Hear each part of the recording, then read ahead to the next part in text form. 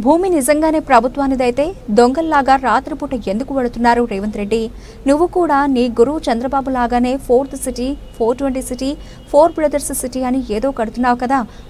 అక్కడ తీసుకో 400 ఎకరాలు, శని ఆదివారాలు మాత్రమే పనిచేస్తావా అని హైకోర్టు ఎన్నిసార్లు చీవాట్లు పెట్టినా రేవంత్ రెడ్డికి బుద్ధి రాలేదు.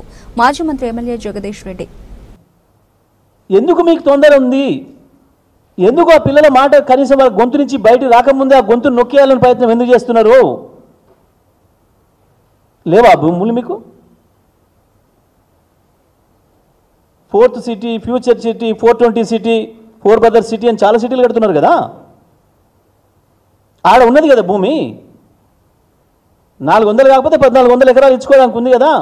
14,000 ఎకరాలు మేమే సేకరించి పెట్టిపోయిన భూమి ఉన్నది కదా అక్కడ ఫార్మాసిటీ పేరు మీద. 30,000 ఎకరాలు చేస్తే 40,000 ఎకరాలు చేస్తే అని తిరుగుతున్నారు కదా మీరందరూ. 200 ఫీట్ల రోడ్లు వేస్తే 400 ఫీట్ల రోడ్లు వేస్తే అని చెప్పి ప్రజల భూములు లాక్కుంటున్నారు కదా. అక్కడ అమ్ముకోవచ్చు కదా నువ్వు. పిల్లలు వద్దన్న చోటనే అమ్మాలనే నీ పట్టుదలైంది. ఎవరిని మోసం చేయడం కొరకు, ఎవరిని దగా చేయడం కొరకు.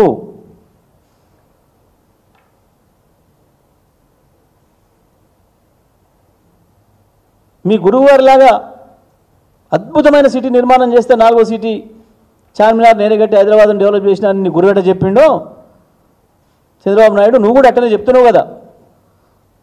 40,000 ఎకరాలతో అద్భుతమైన 4th సిటీ ఏర్పాటు చేస్తా అని చెప్పి. అక్కడ రాదు 400 ఎకరాలు.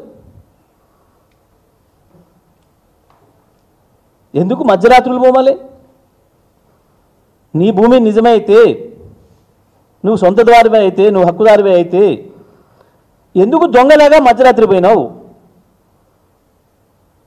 ఎవడైనా వాని ఇంట్లోకి వాడు బాజాప్తా పోతాడు. రాత్రిపూట దొంగతనంగా గోడెక్కి కిందకు పోవాలి? ఇప్పటికే హైకోర్టు అనేక సార్లు చీవాట్లు పెట్టింది.